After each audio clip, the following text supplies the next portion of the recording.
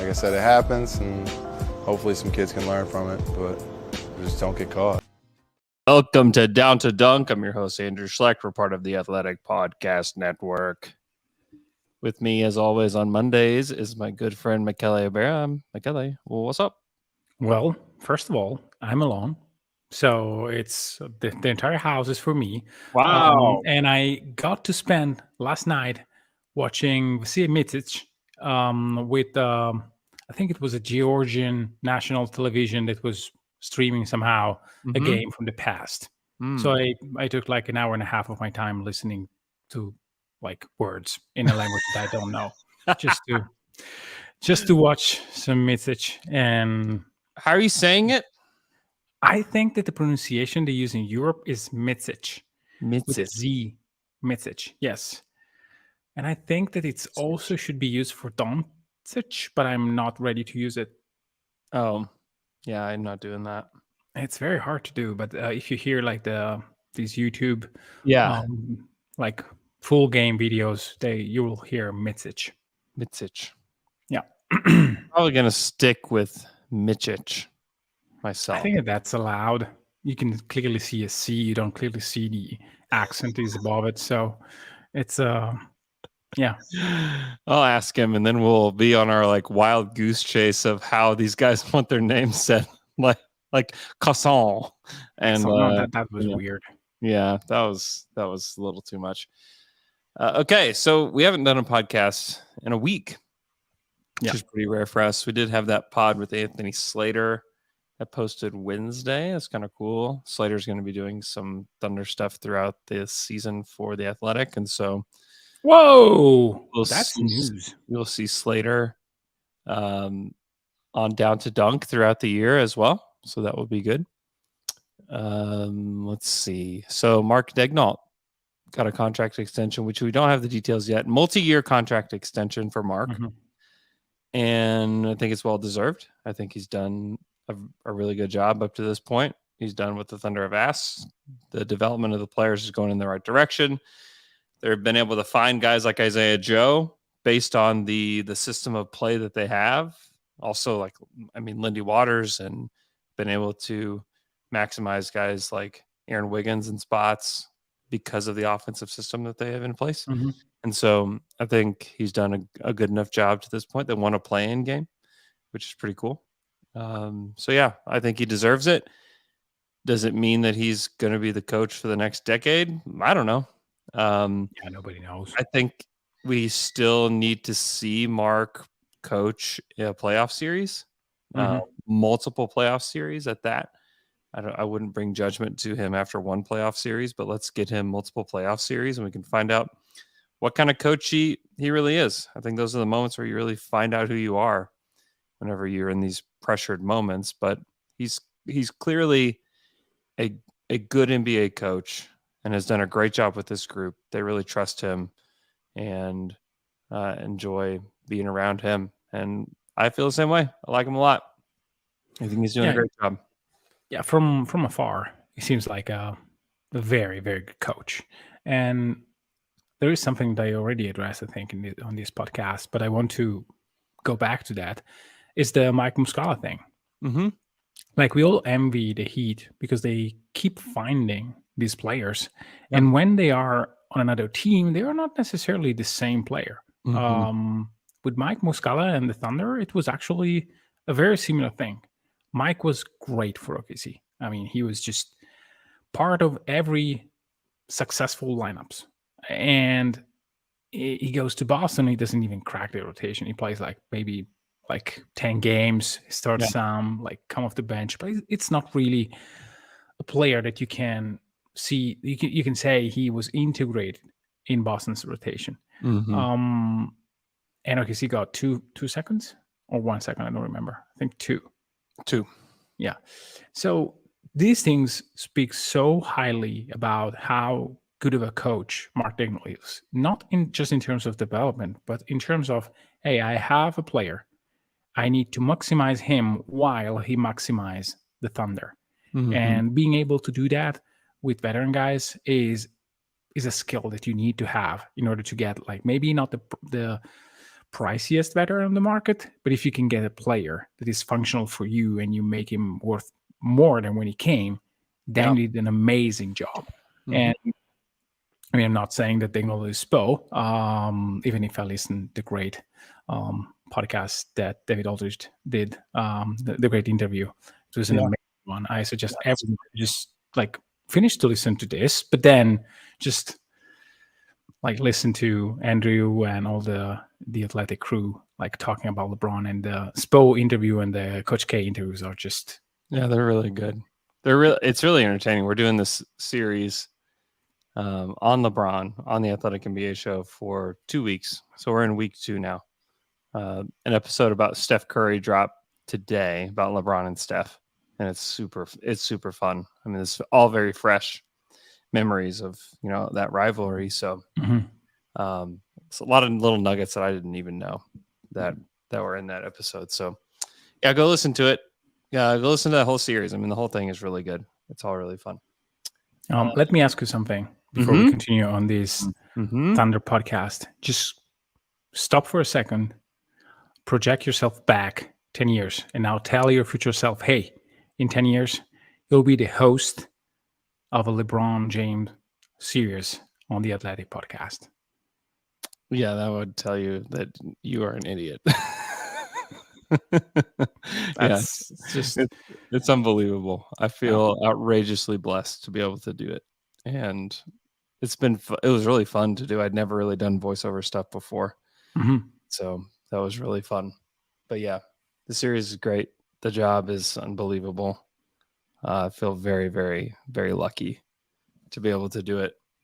I'm thankful that you guys are listening right now, or live with us here on YouTube. I mean, it's just all overwhelming if I stop and think about it. So I'm very, very grateful. As should Coach Mark Daigneault, who also should look back 10 years ago and think, I mean, the guy was not a college basketball player, not even a great high school basketball player, and was just like a graduate. It's like an assistant at Holy Cross, just like a graduate assistant at Holy Cross. Ends up in Florida with Billy Donovan. Not even like his like second-hand man or anything. Like it was like a lower level assistant. Yeah. And Presti just identified him. I mean, that's something that Sam, should get credit for. And you see it throughout the organization. And I've been lucky enough to be able to be around the team and be around the organization quite a bit. And you see that development happens throughout the entire organization. It's not just the players. It's not even just the coaches. There's people that started as like PR interns that are now working full time that have grown into like great professionals, like through the Thunder. It's an environment that really breeds development throughout the entire place. And it sounds cliche and it sounds, I don't know, maybe it sounds cheesy, but it's true. It's true. What they've been able to do with Mark, taking him from a guy who was sitting toward the end of the bench as a coach for Billy Donovan, made him a G League coach, took a risk, honestly, making him the G League coach. And then he was on Billy's bench for 1 year and then became the head coach. It's a wild journey for him, and one that is very, very uncommon. And so I think that he deserves a lot of credit. The Thunder deserve a lot of credit for developing him and for giving him a chance. And a lot of people think like, oh, tanking is so bad. It's so bad for so many people, and it's so bad for this and that. Man, if this team wasn't tanking, I'm not sure that Mark would have gotten a chance. I mean, already people don't know who Mark Daigneault is, but people really wouldn't have any clue who he was if the Thunder didn't tank, because I think that job was for him. Yeah, they had identified somebody that cared so much about development and was going to invest so much in these young guys that I think he was the person for that job. Yeah, and being able to create an environment where you're not losing on purpose, never. Like, I agree that when tanking is, hey, I'm really trying not to coach because I don't want to give this team any structure. I just want to whatever. I don't think that there was a single moment. Well, maybe a few where the team was not going 100% over the past 3 years. I think it was like toward the end of the season where they were just like, I mean, there was disconnect. The Kaladzakis stuff, like that. Yeah, of course. But that is that is taking a group, making them playing hard, taking away pieces so that they can see if they can still play hard. Maybe they will win less, and organically building good stuff.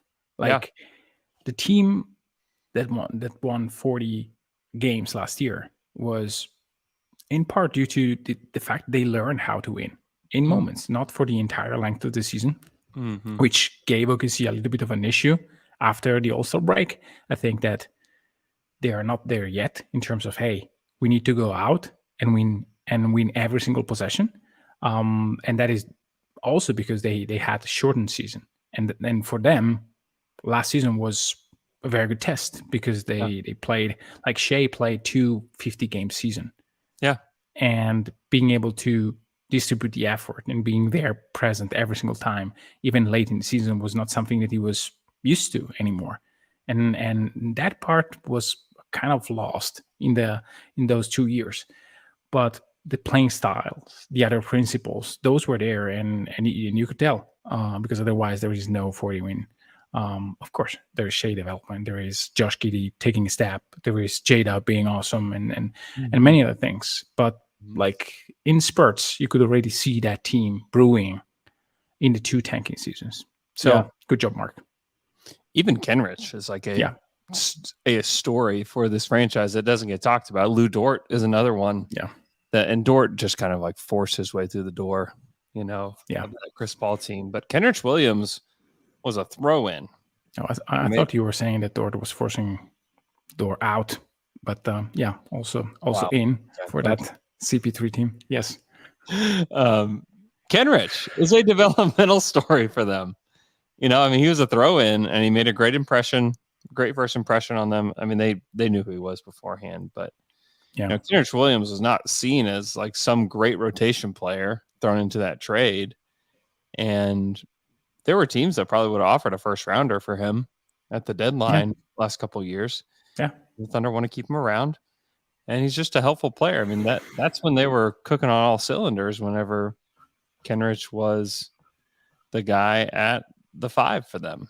Yeah. And, I think that is pretty important part of the story for the Thunder, is just having guys like Kenrich and Isaiah Joe and Dort and Wiggins and all those guys were just, anybody could have had them.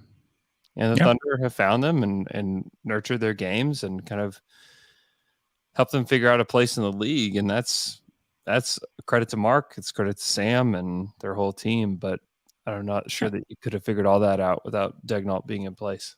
Yeah, and every team finds these little, these players here and there.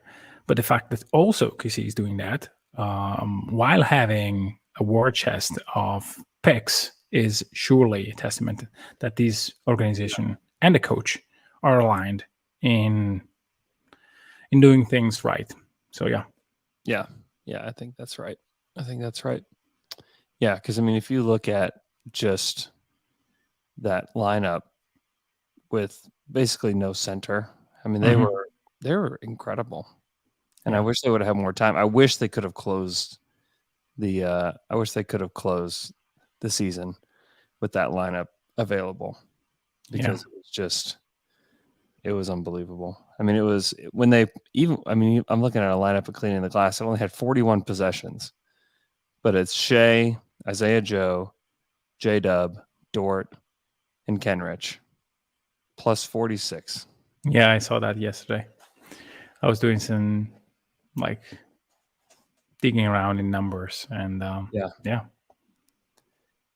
I think there's going to be so many more interesting lineup combinations this year, and so much more for Mark to play with, and less developmental projects than there have been in the past, and more just like, hey, here are good players for you to mix and match and to throw in. And there's going to be development happening. I still think, Jang was really good in pretty big spurts during summer league. Mm-hmm. but he still needs developmental minutes. Like there's just no doubt about it. Yeah. And Poku as well is going to need more developmental minutes. Is it wrong to say that I feel that Zhang will get minutes for long stretch of the season no matter what? For Poku will not be the same.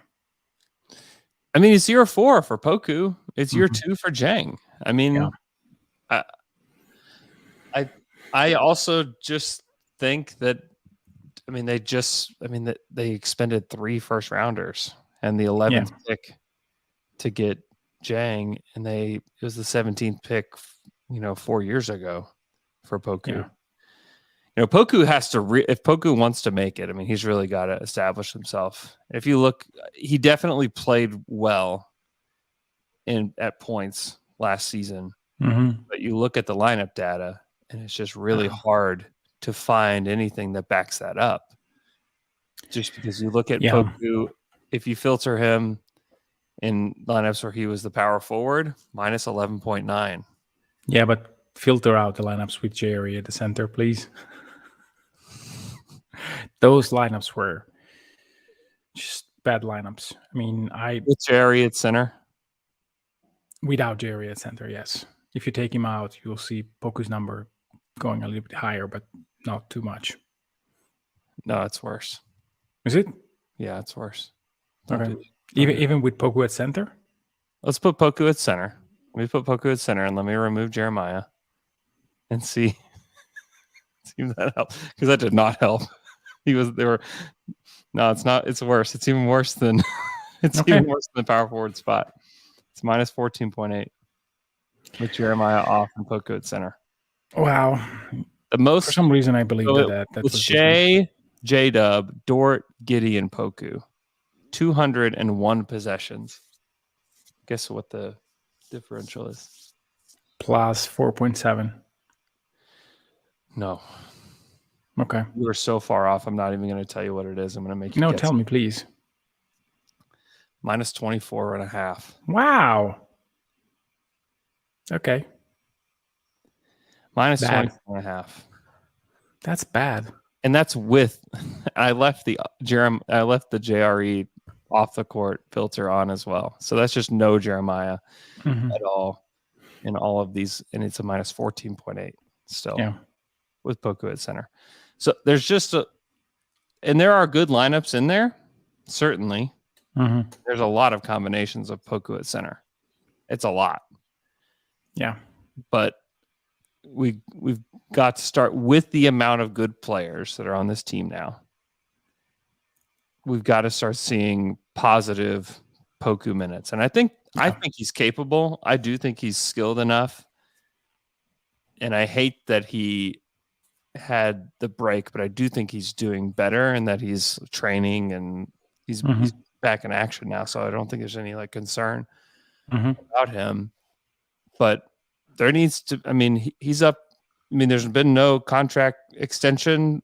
There's been no true negotiations that I'm aware of. I think it's still just a wait and see. It was similar with Darius Baisley. There were no real negotiations. There was no talk on what they were going to do with him. And they ended up trading him at the deadline. Same could happen with Poku, or maybe he plays well, because I do think he has some versatility, but he's got to be two things. He's got to be a better shooter, and then he's got to be stronger.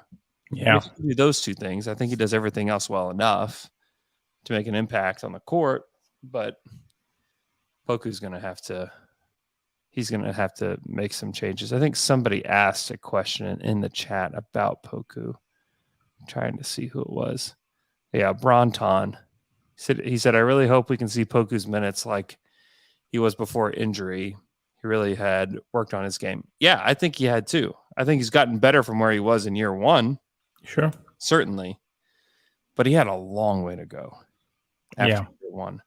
And now you look at the team, and boy, there's good players up and down the roster that need minutes, that deserve to play minutes. Chet Holmgren, chief among them, is going to play a ton of minutes. Now, there's going to be games that he just flat out won't play, where they're going to rest him. That's probably going to happen.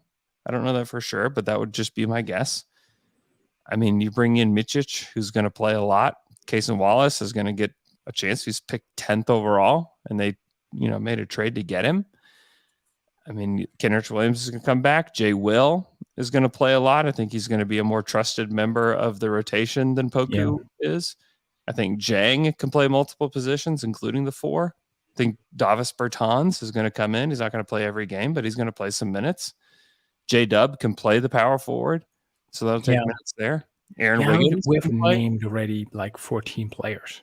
I know. That's what I'm saying. Yeah. And that's why Poku can't just show up to camp and just be Poku. He's got to insert himself. And I think he can do it. He just is going to have to do it. This is just the way that it's going to be a member of the Thunder that plays. Yeah. You will no longer be handed minutes. That's over. I agree. I mean, I'm not scared because there is nothing to be scared of. But it's he's not guaranteed of a spot next year. I don't think. I think that he is one of the guys that will compete hard for a roster spot in training camp. Yeah. I mean, he has maybe an advantage over like a few other guys, but still, I put him ahead of JRE. Mm-hmm.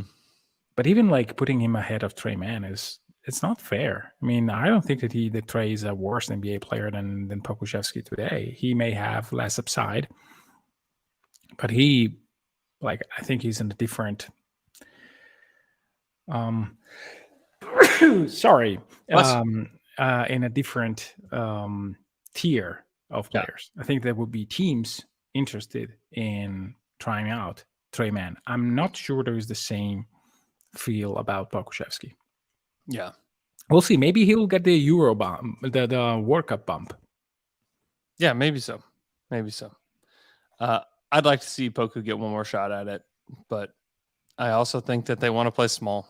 They want to play Kenrich, and even Keontae Johnson is going to get a chance to play.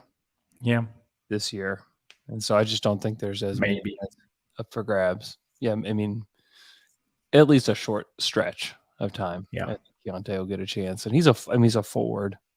He plays forward. Okay, let's see what else. Micic actually signed his contract with the Thunder, a 2+1. They will have the option of making him a restricted free agent and having longer team control over him, which I think is awesome. Good. So, yeah, I mean, he's one too that I know that he and Poku don't play the same position, but they have so many guys that can play up a position that he will take minutes from players that were just being handed minutes last year. Like, that is going to happen. I'm positive. I mean, as I said yesterday on Thunder After Dark, I have an idea in the back of my mind of Micic because I watched 2 years ago and then I watched some Euro basketball, and I want to dive into his films. But the more I do it, the more I just see a player that there is no way he sits on the bench for too long. Yeah, he has some. Clearly, he's not Luka Doncic. He's not like a guy that will command 35 minutes. But he can play, and he can play. I watched this game. It was the EuroLeague Finals in 2021, so a year and a half ago. And his teammates were, I mean, there was Shane Larkin, that used to play for the Celtics, and then Kuro Simon, who is a Croatian player, who's a guard. So Istanbul was playing with 3 guards, and you could see Micic taking turns with the other 2 in running the point. He was clearly the better of the 3 in organizing play and just playing pick and roll, but he was was really effective as an off-ball guy. Not that the other 2 were really interested in passing him the ball, but I think that in an offense where you see the ball, if you move well around, Micic can create damage both as a main guy and as a spot-up shooter because his shot is really good. So again, I'm really, really high on the guy. He also plays a style that fits the way the Thunder want to play, and he will be accentuated by the way Yeah. the Thunder play basketball, as was, and he's a better player than Isaiah Joe is. But I'm just saying that like Isaiah Joe, they're probably roughly the same size of player. Micic is probably a little bit bigger. Yeah, a little bit. Yeah. But Isaiah Joe was just like some dude that was cut from the Yeah. Sixers that came in and was like, whoa. The Thunder got that guy? Wait, what did they have to give up to get him? Nothing to get him? And I just want people to just realize that like the Thunder have built an offense that really does just bring guys in and make them look better than they are. And just what it is it just knows how to perfectly accentuate what they do well. Yeah. I think that's the case for Wiggins. I think that's the case for Joe. And I think that Micic is going to be similar, that you're going to see this guy and you're going to be like, whoa, like, I cannot believe the Thunder brought him in. And I know that it was in a trade, but in a lot of ways, it's a free agent acquisition because they had to convince him to come over. Yeah. That he could play on this team. I'm still in shock when I think about it, that they got him to play for this team. I thought Turkey's situation clearly helped because like the depreciation of the local currency, he's making like life hard on like teams that pay American, well, not non-Turkish player in US dollars. So those salaries are going to be unattainable to many teams in Turkey. So that really was a factor. But Micic could have like offers from Spain, from Germany, and he said, well, okay, let's go. Mm-hmm. And in terms of comparing him to trade too. Oh yeah. You could say, okay, I'm not coming, just trade me away. Yeah. Like trade me to Denver if you want me to come, and you can get an asset back. But he decided to come to this team and decided to take a role on this team. And I'm really interested to see what it looks like. I still think that in his mind, he's better than many. Maybe not better than Shea, maybe not better than JW. Maybe not. Okay, don't say maybe not. No, in his head. In his head. Okay. In his head. Okay. Yeah, what's the number of players that you think that he thinks are better than him that are on this team? One. I think one. And a lot of it possibly two on the same tier where he is. Is some of it just because of the age of the player, you think? He's a guy that won a lot. Like yeah. I know. Yeah. So I mean, and if you see how he plays, I think he thinks himself as a top 5 guy on this team. And if you say top 5, he might be. I can't say right now that you're wrong. He may end up being top 5 on this team. He's gonna have to go earn it. Sure. I mean, there are a lot of points in this game that have to be NBA tested. I mean, the fact that he's a great pick and roll guard, can he do it when there is like not the best defender? Because like if Micic is guarded by the best defender on the opponent's team, then we've won the lottery twice. If it's the third best guy, you still have to beat him and get to the basket, which he was doing against Micic and guys like that in Europe. But those were not like top NBA guys in terms of physicality and whatnot. The defense, the rebounding, there are a sort of thing that we need to check. But the fact that he has a great basketball mind, a great touch, an insane timing in pick and roll, those are stuff that are there. And as of today, I'm willing to bet, as you may tell from what I'm saying today. No, I think that there will be lineups. I mean, like the starting lineup, and you just put him in there instead of Dort.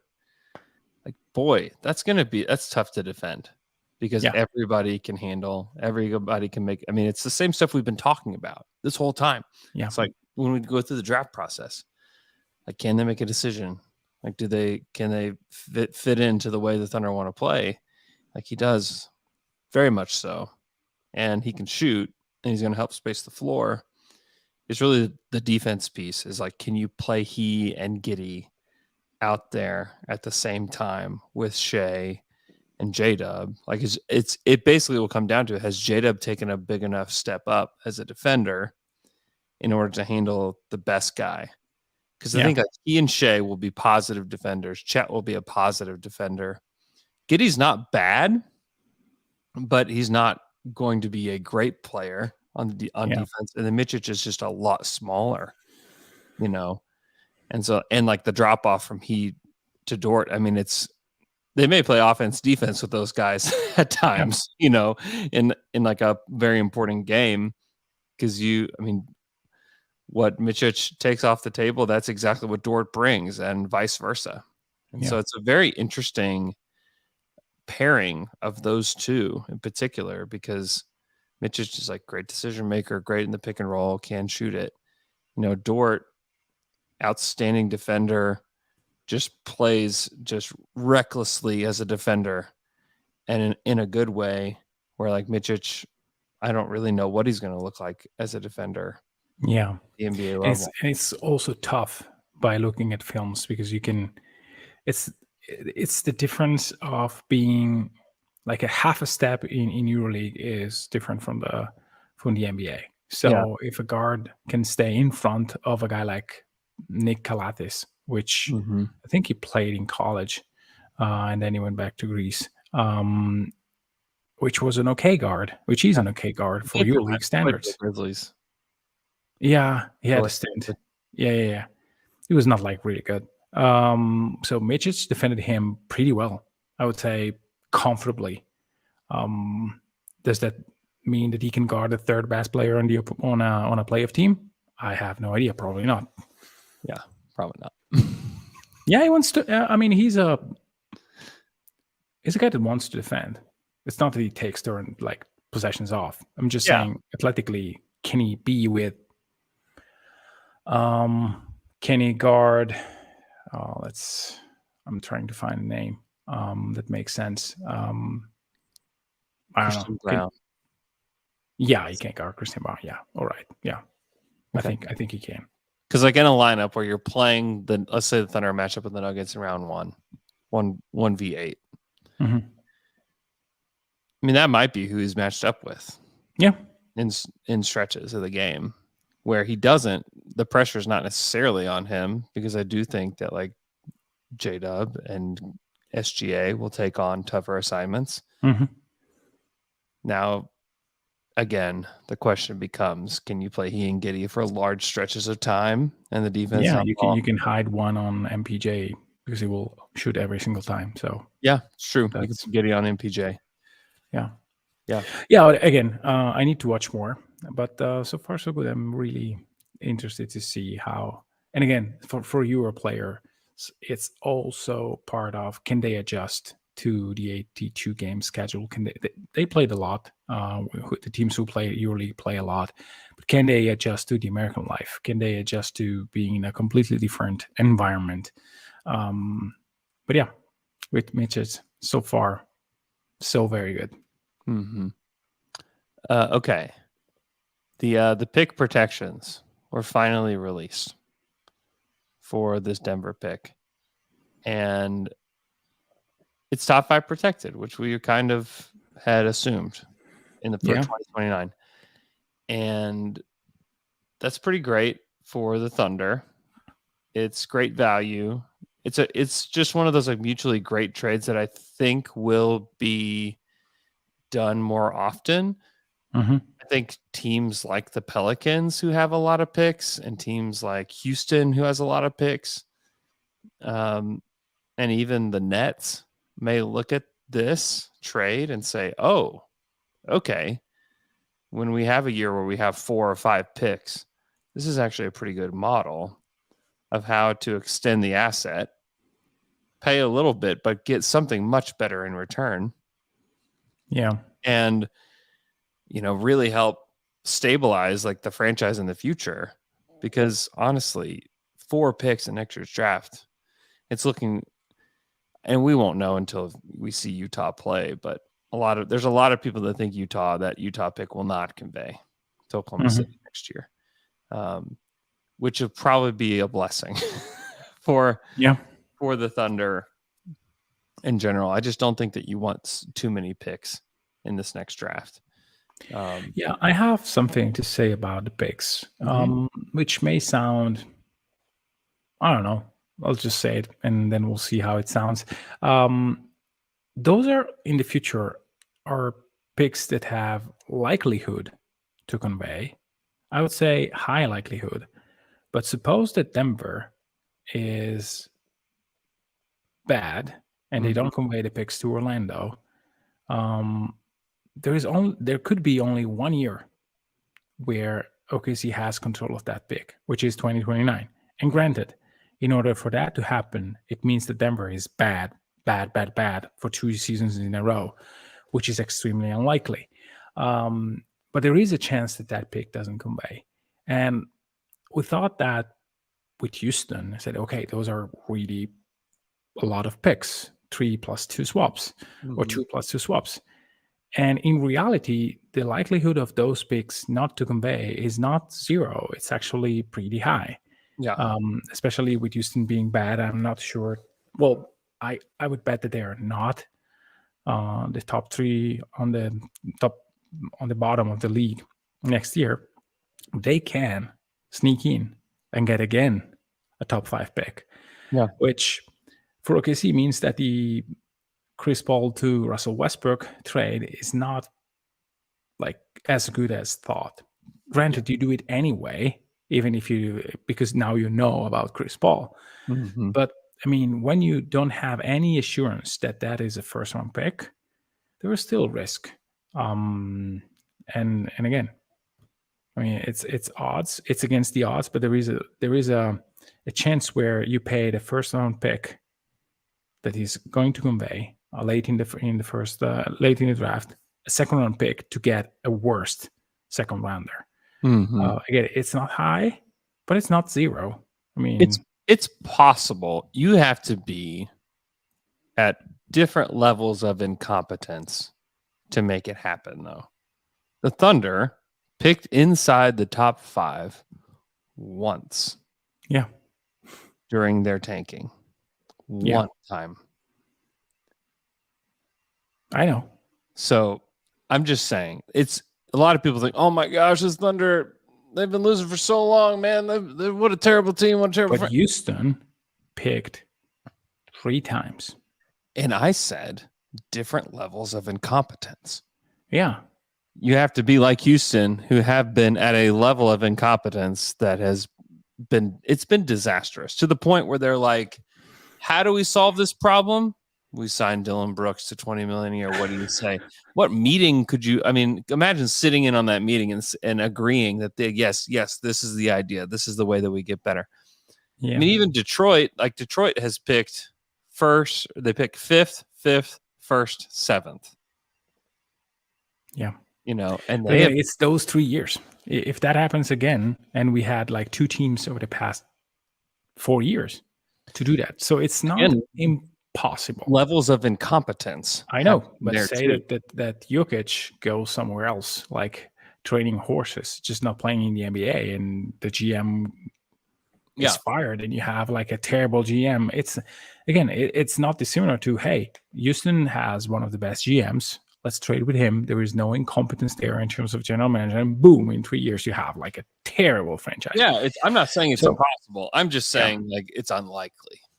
It is unlikely. I would bet against it in the same way that I bet against Houston being a top 5 pick on the draft, a top 5 team on the draft next year. So I bet that OKC gets that pick. I would guess they will as well, spending the way that they did. Detroit, though. Detroit, we ever going to have a job? I don't know. But if it doesn't, then we also need to think about Cade. They're about to have next year will be draft number 5. Yeah, for Troy, and they are not there. And they feel further away than they've ever been. Yep. Yeah, it's not that they pick bad players. Yeah, I mean, for the most part, they've done fine. Yeah, they didn't collect. I don't know. I mean, the Cade thing is bad. Bad. The Cade thing is tough. it's also like just the Wiseman Bagley, just nonsense. Yeah, those are weird, but those are not consequential to why they are so bad. I mean, those are like perplexing moves. Yeah. But the fact that Cade is not healthy enough, and it's just not, it's not come to fruition yet. Cade was supposed to be one of those guys. And The he could guy who still goes number one in every single draft besides the one that have LeBron James and Victor Wembanyama. Yeah. And we haven't seen that. Like, J-Dub had moments in his rookie season that were better than most of what Cade showed. Mm-hmm. Maybe I'm exaggerating, but I'm not.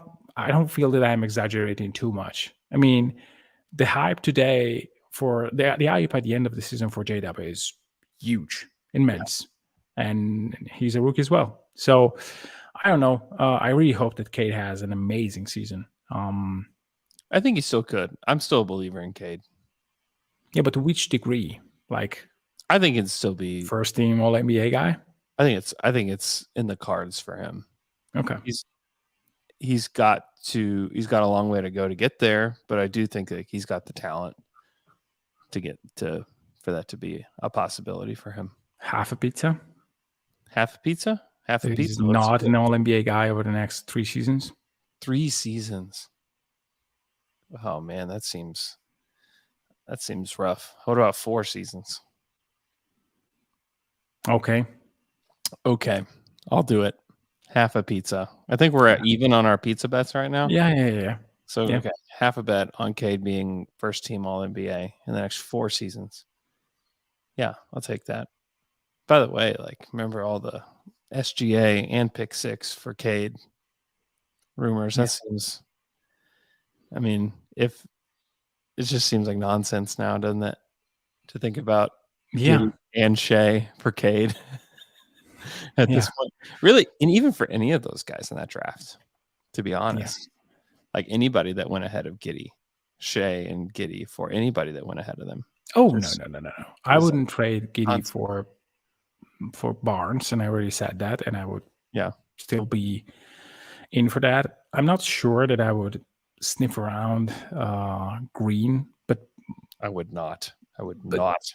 But I think there is a chance that maybe someone can get a player out of him.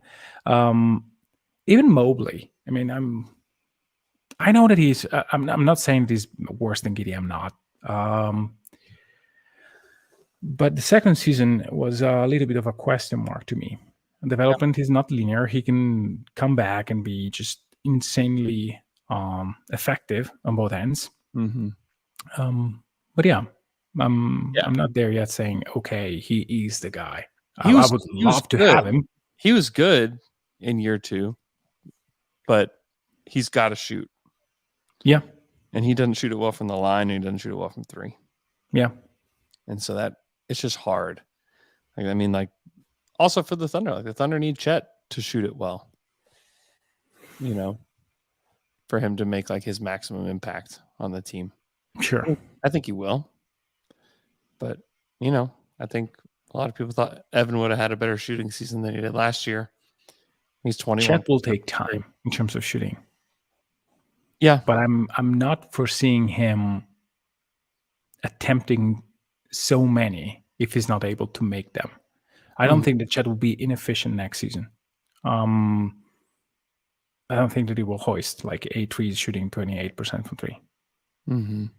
And I don't see him as a below 75% free throw shooter. Yeah, I don't know. And that seems even low. Yeah, I think that's right. We've seen him just in summer league, but he shoots well from the line. Yeah, in summer league. But the protections are good. Other news that happened while I was out is that Rudy Gay was waived. Wah, wah, wah. Not a surprise. Not sure he can really help anybody. Phoenix will try. Sure. Yeah. Give it a whirl. Great career for Rudy Gay, but I think he's about done.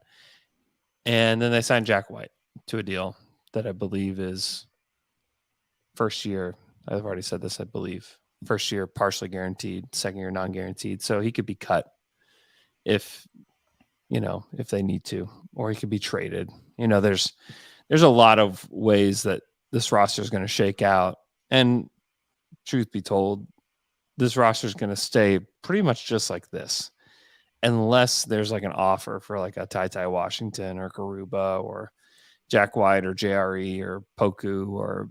Do you see someone offering for Ty Washington and or Garuba? It seems so far-fetched to me that the team knows that Houston wants to give them away, or see them give them to Atlanta and just doesn't try to say, oh, wait, I'll take them.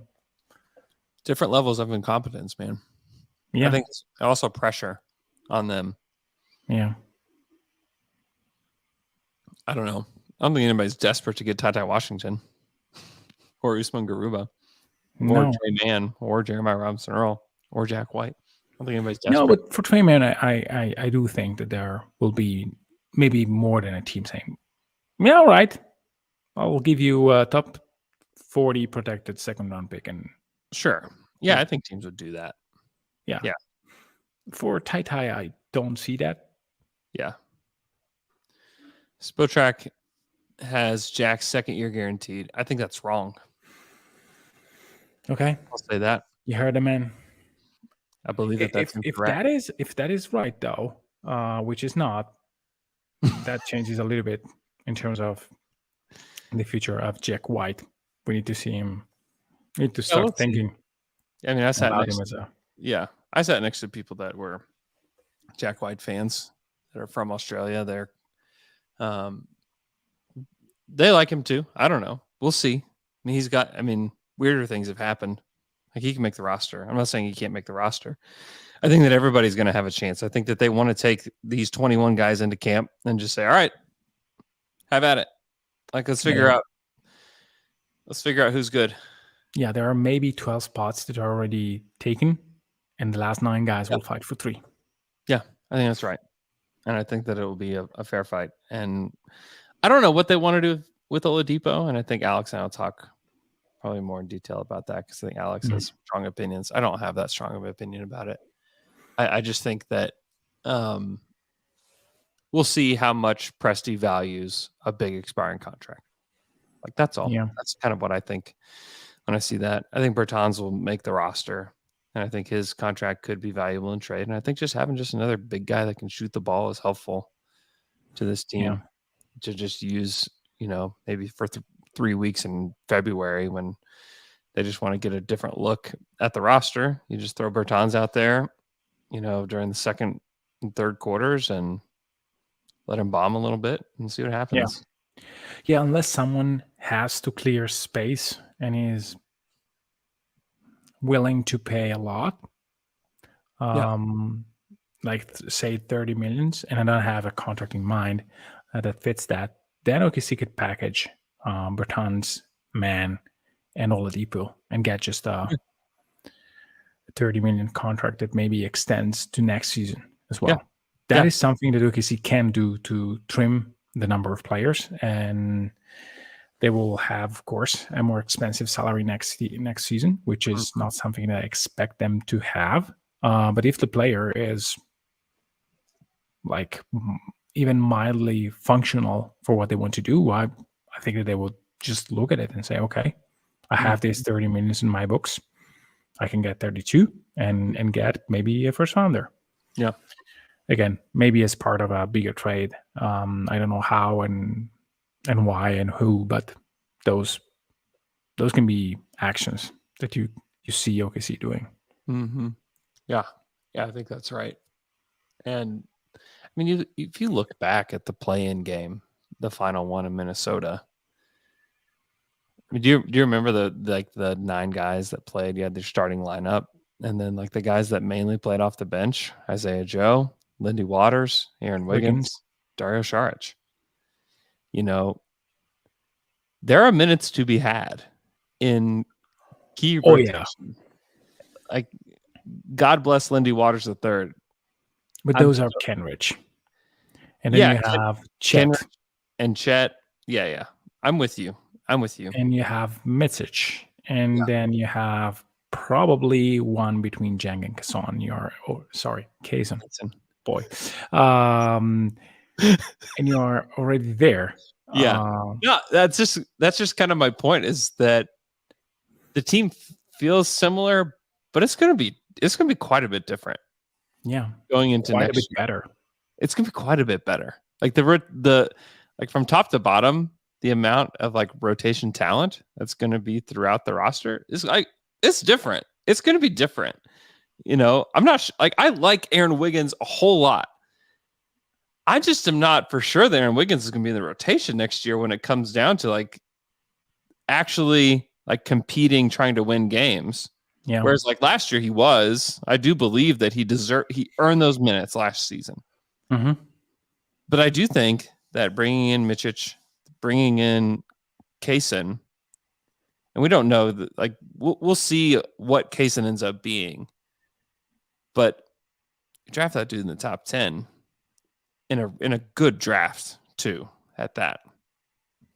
That I think that guy could take priority, you know. Oh yeah. Even over a guy like Isaiah Joe, who was basically their sixth man when it came down to it. And then Jang too. I think Jang has an opportunity to really seize some minutes early on, just because of his size and the positional versatility that he possesses. I think there's a lot there. Yeah. You know, where like almost the entire bench that we saw in that play-in game may not be a part of what we do at all with Joe, Waters, Wiggins, Sharp. Maybe just Joe. Yeah. It could, a different role, like not a 30-minute kind of guy. Maybe a 12-minute kind of guy. Yeah, 12, 15, something like that. Yeah. And the more I think about Jang, the more I think that he's more of a true wing than a forward. And I kind of think he can play more as a wing in this team. Okay. I think that if he can, like we already said probably last week, but if he can play minutes at the 2, that would be like guarding 2s or like stuff like that. Wings, that is going to be very important for him. Yeah. But yeah. Yeah, I think that's true. Okay, anything else before we go? I had something in my mind that I want to discuss with you. Oh, yeah. I want to ask you a question that me and Brett got yesterday on Thunder After Dark, which I think I want to ask you, which is, what number of wins will make you A, excited, B, feeling okay, or C, disappointed? I think I would be disappointed if they won like 37 games. All right. I think I'd be feeling okay if they won like 42 games. Okay. I think I would feel like excited if they won between like 47 and 50 games. Come on, 47 excited. Oh, okay. Okay. That's a 7-win improvement. I mean, let's look at the teams that won 47 games last year. Don't try to rationalize. I'm trying to, like, you need to feel that. Like, my team won 47 games. Like, it's not exciting. Let's say 50. 50 is, hey, exciting. Like 50 is, I mean, that's obviously, it's very exciting. I would agree. Yeah. Okay. Like Sacramento won 48 games last year. Was it an exciting season? Yes. For them. Yes. Of course. Phoenix won 45 games. Was it exciting? Golden State. But Michele, it's all about expectations. No, it's about feelings. Like, we all know that 50 is 50. 50 would be great. If you go there, that is okay. That is the arrival. That is pure joy. That is wow. It would be like what the Cavs did last year, right? It will be like what OKC did last season. It's wow. They won 40 after winning like 20 something. Yeah, it's another big jump. But like I said, with like the rotation pieces, it's not impossible that they do it. It's not impossible that they do it. Would I bet on it? No. No, me neither. No. That is why, if I'm betting on something, I'm like more than convinced that is going to be like an attainable level of success. And I would be, okay. But if I want to like to feel something, like, I don't know, like 44, 45, that is okay. That is exactly what I thought. Would playoffs okay. Let's say it's 47 and they're the 5th seed. Would that is exciting. Would that help your feelings? A bit. Okay. What if they're 47 and the 4th seed? Home games. About the same. Home playoff game. I know it doesn't feel right.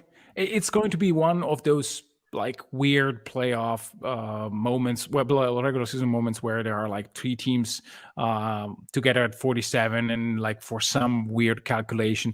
No, I'm talking about like feeling this. Yeah. Like when you get to the 50th win, you just wow. 50 wins feels good. I would agree. 50 wins feels really good.